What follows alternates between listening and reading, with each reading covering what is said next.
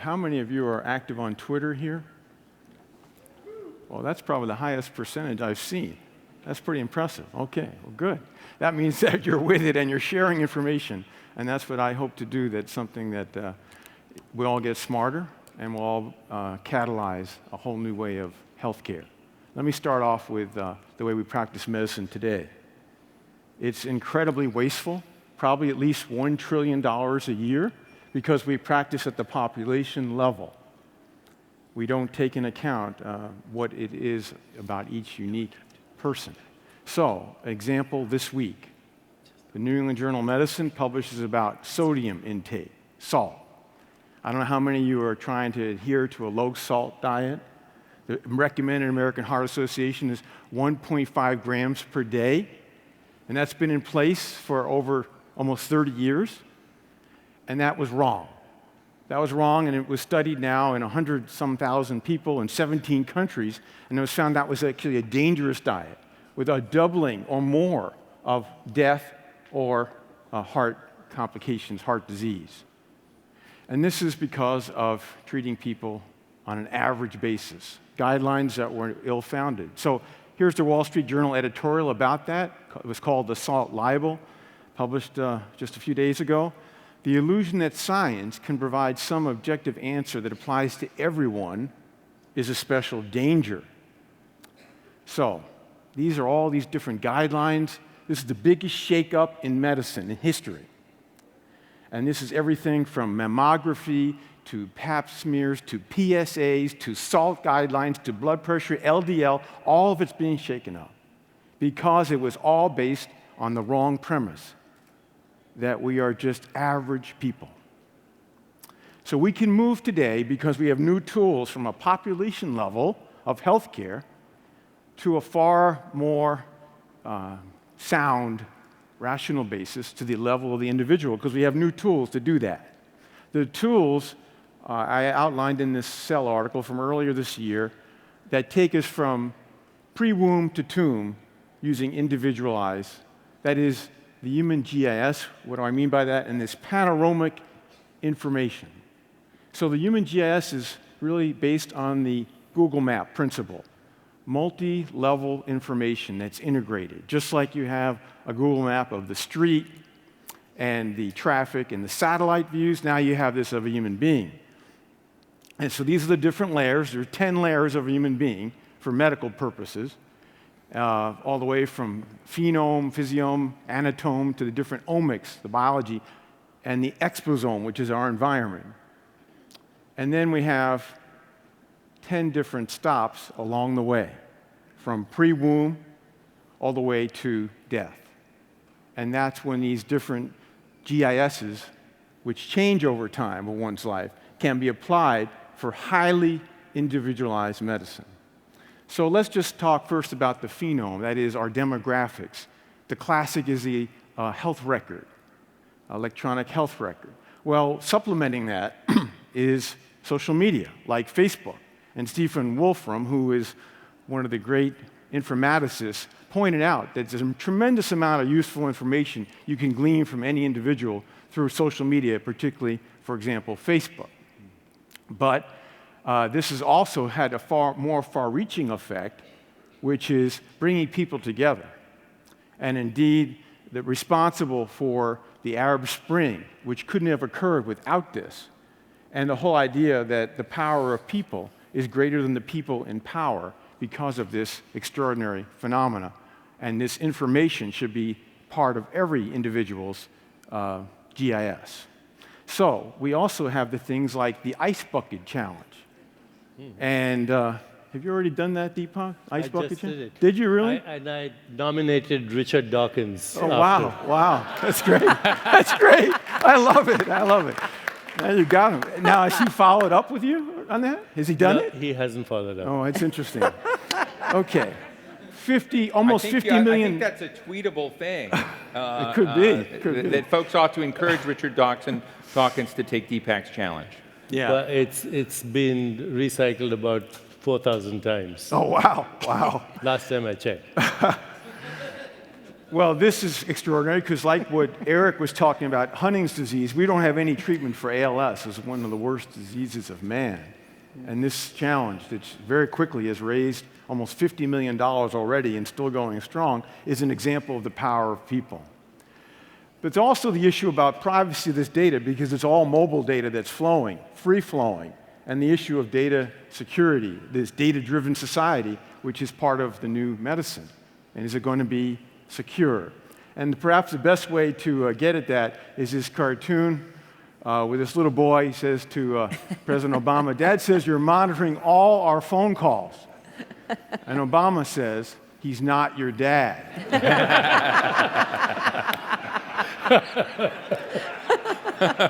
Yeah. The sad part is probably true. Now, That's terrible. we're going to get into these different ohms, a couple more, just to give you an example of what we can do in medicine today. Eric already mentioned these sensors, and you're going to hear more about that from my colleague Stephen Steinhul tomorrow. That is, all these wearable or even embedded sensors that are extraordinary to detect moment-to-moment, real-world, real-time physiology of each human being. And these are pretty extraordinary. And so you've seen these. You may have even used a lot of these yourself. There's a very large proportion have had wireless accelerometers like Fitbit, of course. But they're building on that, much more than that case. And here are some examples, like being able to track the quality of your sleep with a headband, being able to keep your posture proper with a waistband. There's even a toothbrush will sense if you brush your teeth properly. That, of course, can be relayed to your dentist. And then there's the happy fork, which will tell you you're eating too fast and not chewing your food properly.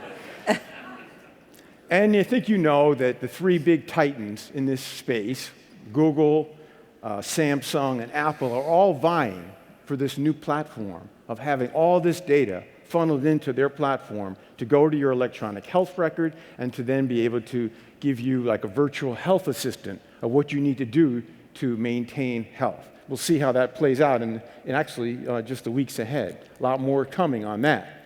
But today we can measure blood pressure through the phone and certainly glucose on an episodic, one-off basis, but you can get a whole lot more measurements, for example, of blood pressure than ever before. And we can do an electrocardiogram readily through a smartphone, which is terrific.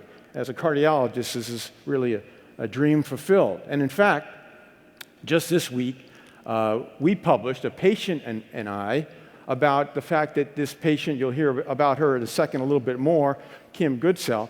She had one of these smartphone ECGs, and her mother was sick, dizzy, fainting, and she did the cardiogram of her mother to find that she had complete heart block. And that preempted her mother, 81-year-old, to have to go to emergency room. And in fact, she sent me the cardiogram, and we set her mother up for a pacemaker the following day. So we also have the watches, and to give you a sense about where the watches are going to become much more smart, here's a watch that's a little clunky, but it gets all vital signs continuously. Yes. All vital signs, like being the ICU, intensive care unit, on the wrist. And so this is what you see. You can have this relayed to the phone, and you have your cardiogram, blood pressure, every beat, you have oxygen concentration, respiratory rate, the whole shooting match. And you can look at that like you're looking at your email, surfing the web, and seeing all your vital signs. And if that doesn't induce hypochondria, I don't know what would. So we also have necklaces that can get cardiac hemodynamics, like cardiac output and the fluid in the chest. And we also have then a new era of having lab tests. Okay, this cartoon is so darn true. Eric Shad alluded to this. This is changing quickly. This is the case today. I get your blood work, I send it to the lab, I never get back to you with the results. Well, that's changing because you'll be able to do all your labs, through your smartphone. Whether that's kidney, liver, thyroid, all these different tests, your electrolytes. This is something that's happening very quickly. And there's, for example, the University of Cambridge is into this with very inexpensive ways anywhere around the world to assay almost any lab test. And there's even a way to do how much your blood's thinned if you're taking a blood thinner through the screen of a smartphone. And instead of this lab on a chip world, relying on microfluidics, we're moving into the lab in the body world. This is especially exciting. This, of course, some will say, oh, you're going to be making everybody into cyborgs. Well, this is kind of what it captures. My check gallbladder light went on. What we've been doing at Scripps is, for the last 5 years, collecting the blood samples in the earliest minutes of a heart attack to find the cells that were the root cause of the heart attack, because they were being shed from the inner lining of the artery wall. These cells that you can see here are extraordinarily unique. They can be sequenced, which we've done. We get the genomic signature, and we can couple that genomic signature to give a warning of a heart attack before it happens. And so this is a little sensor that can be put in the blood that we work with a group at Caltech. And so you couple the sensor with the genomic signature, and you have a heart attack ringtone that would alert you that you're going to have a heart attack in the next couple of weeks. Now, that might induce a heart attack. If you want to find out whether this is worthwhile, you know what you do is you got to consult none other than Stephen Colbert. He'll tell you what it's worth. So here it is. At Scripps, we're setting up a little sensor that we can put in your bloodstream that will sense if you're going to have a heart attack days or a couple weeks before and give you a heart attack ringtone on your phone to warn you, prevent the heart attack. Really? Yes. Now there's information. I'm sure that it's going to come down the line that the insurance companies will say, hey, listen, we'll give you a cut if you have a monitor on you, so we can stay healthier. But then they're going to sell that information about your present health to other people, and I'm going to get like a ringtone that says, would you like 20% off on caskets? Or Crestor or something like that. It's coming. It's coming. That's the problem. We got to fix that. But in the meantime, we can sense a lot of things once we have a sensor in the bloodstream, like the immune system for people with autoimmune conditions before they ever strike, or for people with cancer to be able to follow so they don't have to have scans, to be able to pick up recurrence or even the primary diagnosis before otherwise it would ever be known. So the next thing just to mention is that we can now, with a smartphone, an attachment, basically get imaging of any part of the body, which is pretty extraordinary, through a smartphone. And so you can do an eye exam, a total eye exam, including slit lamp. It's the iPhone, EYE. And then you have the ability to do the ear exam. So let's go back to Colbert, because he had just been on vacation when I saw him. He perforated his eardrum, and I asked him if he wanted me to find out if it was healing okay. I saw on Twitter that you had an eardrum. Yeah, we're diving. I blew out my good eardrum over here. I thought I could just take a look with the smartphone into your eardrum. Is that all right? Okay, yeah, sure. I'll just bend over. No, Really? Stay right Okay, there. Stay all right right. there. So basically, I put this right in here. Yeah. And I hope I don't hurt you at all. No, I hope so too. Ow? That hurt? No. Okay. And I've got your eardrum right there. Ooh. It's an eardrum. It's not my ass.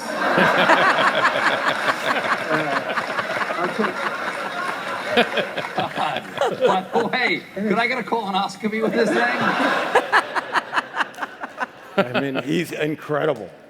Totally incredible. Okay, now let's get back on track. We don't need a stethoscope anymore. It's history. I haven't used one in 4 years. Why would you use a stethoscope when you can use a high-resolution ultrasound that fits in the pocket easier than a stethoscope, and instead of lub-dub, you see the heart, every aspect of the heart in seconds, like this. And we have validated through careful studies. This is as good as a $350,000 ultrasound machine in the hospital.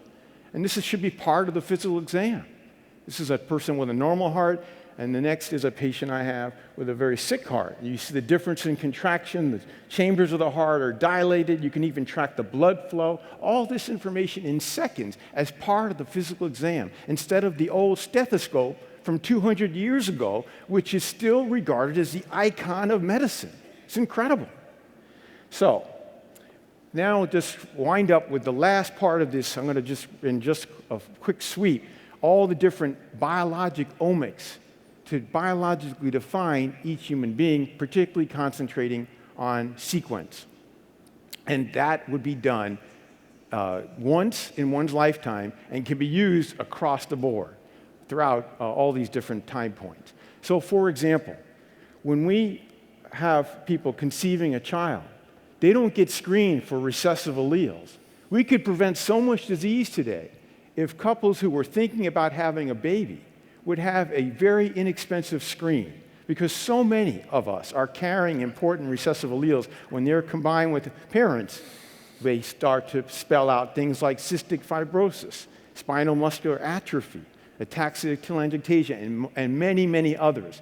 These diseases can be prevented. Then we have the baby, the fetus, at 8 weeks, 10 weeks, can have sequenced through the maternal blood sample. One tube of blood can sequence the fetus now. This is the most rapidly growing test ever in the history of medicine, molecular test. And it's more accurate than the tests that were done before. Imagine what we're using before to predict potential Down syndrome. We're measuring the thickness of the neck of the fetus by ultrasound and to get assays of ridiculous proteins that were indirect. Now we can do this fully directly, and we can preempt, as long as the parents are willing to have termination of pregnancy, things like Downs and many other chromosomal aberrations. One of the most exciting areas is undiagnosed diseases. This is where we have a big program at Scripps. There are several programs around the country now.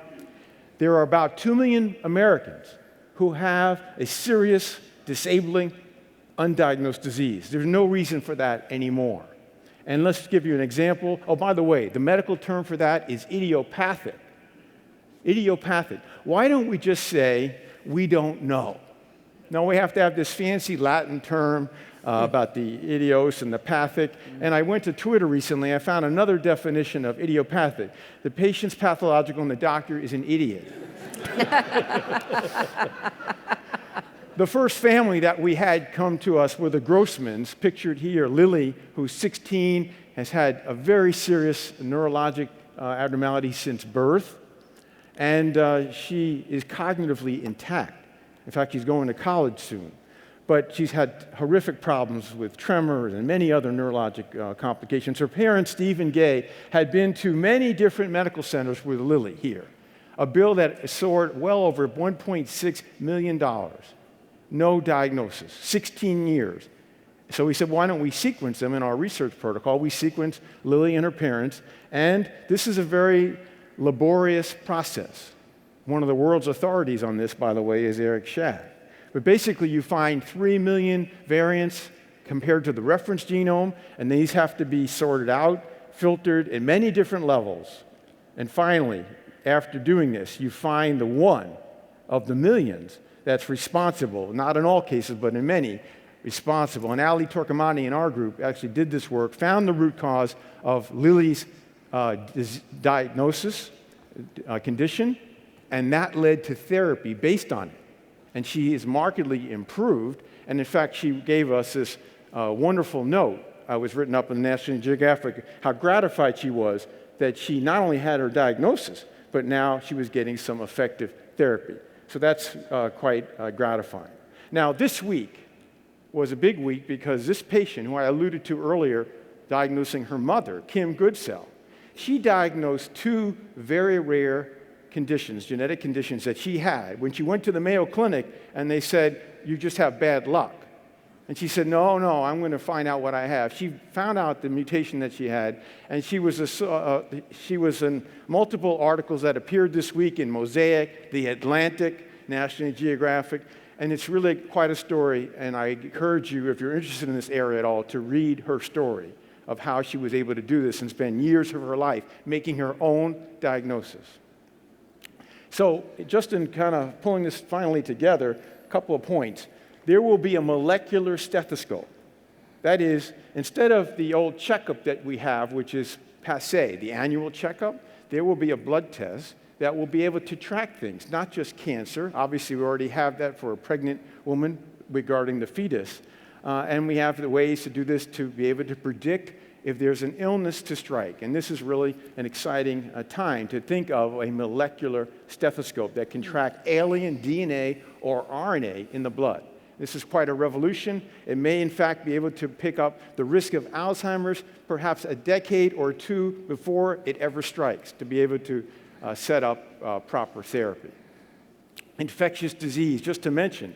Eric already did about the Haiti cholera outbreak. But here's a young boy who was about to die. He was having status epilepticus, seizing continuously in an intensive care unit. He'd had a brain biopsy that showed nothing. Blood cultures, nothing. Sequence of his cerebrospinal fluid made the diagnosis, and that's what saved his life. And so we don't have today sequencing at hospitals. It needs to get there, and that's something that is really long overdue.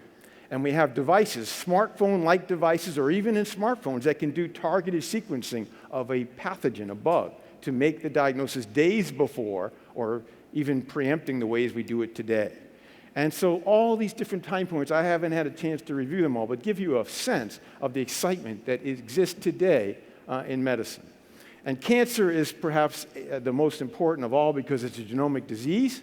We know the root causes of cancer, that people across the different tumors, we know which are the most common mutations that account for the cancer. We also know in people which are the ones that predispose from birth to cancer. And so this allows us to make a GIS, a Google map of cancer. Take the tumor tissue, the person's native DNA, the proteins in the cancer, and all the other different omics, and we can map out with precise ways of what kind of therapy to give. And in fact, this is a revolution going on to have a new taxonomy or classification of cancers, no longer by organ, but rather by pathway and treatment that should work and be effective in treating a cancer. So this is an extraordinary time. We have the ability to have personalized medications. And so examples of this, all these different medications that are in common use, things like lithium, things like dilantin, azathioprine. We have amazing data to say which person will have a terrible side effect or which one would be effective, and we don't even use this information. It isn't in use today, and that's really scary. We have all this knowledge not implemented yet in medical practice. So even kittens want their data, okay? Even kittens. So we have to get the data to people so that they don't get prescriptions for drugs that are going to hurt them because their doctors are not up with genomics. We have to get this straight. And so just in closing about the future of medicine, I talked about in this article how it's kind of going to be like, we'll finally get to the level of our car with sensors and all kinds of information that's streaming and make things a whole lot safer. And so I just to close that, in fact, looking into the future, some of it should be the present. It's really quite exciting. We have an extraordinary time in medicine. It's really is a time that is going to bring to us a whole different way, which is not better for care, only better for care, but also will help get us out of this healthcare economic crisis. And just to acknowledge a lot of the people that I have the real distinct privilege to work with at Scripps and the funding sources that we have. It seems like not only the genome, but individual cells, organs, the whole body, social networks, social interactions, society, they're all ecosystems within ecosystems. And right now, the number one trend in the world, from what I know at Gallup, where I work as a senior scientist, is the future of well-being. And given your knowledge of mathematics and doing algorithms, then connecting gene expression with digital technology, we know that already from some data that things like traffic accidents, hospital admissions, violence in communities, social unrest, and even the quality of leadership is ultimately expression of the well-being of an ecosystem. Do you see a future where we could, you said you could predict a heart attack in a week, could you predict what's happening in Gaza? I'll let you handle that. So it's a great question, and I think we already see in play today pretty high-end big data analytics being employed to monitor lots of different features of social interaction, social networks, in use by military organization, police forces, the NSA, where they are now accurately able to predict some types of unrest. I think the integration of even more information, though, one thing we didn't neither Eric nor I talked much about is the microbiome, the fact that you have trillions of cells living in you and on you that aren't human, that you communicate with one another. and that can modify your behavior, can modify your disease susceptibility, has lots of impact on us that we're only now beginning to understand. And of course, that exists in an ecosystem. It exists in your environment. And as we touch each other, as we share things, we are transmitting this sort of stuff all around us. We have epigenetic modification, something else we didn't talk as much about. But these are changes that can happen, to your DNA that not only can affect your disease state and your well-being, your behavior, but you can actually transmit those onto future generations. Paper after paper now showing that it isn't just about inheriting the mutations or the variants from your parents in the DNA, that the environmental context that gets imprinted on the DNA can be transmitted as well. So I think there's going to be a whole amazing world now of tying all of those different features together to make those sorts of predictions. Eric? Yeah, and I think that's really true. That's what, you can envision a time when asthma, which is such a big problem, the child that's born with genomic risk will never have an asthma attack. We will be able to not eradicate heart attacks, but markedly reduce them because we can predict them. Whether we could ever get to populations, when you start bringing in social media and all the individualized data, who knows, with people like Eric, it's certainly possible. I can send somebody an emoticon and give them a dopamine hit. Absolutely. Right? Sure. Or some other little tweet and raise their blood pressure by pumping up their adrenaline. Absolutely. So it's all an ecosystem, isn't it? That's right. Eric and Eric. Thank you.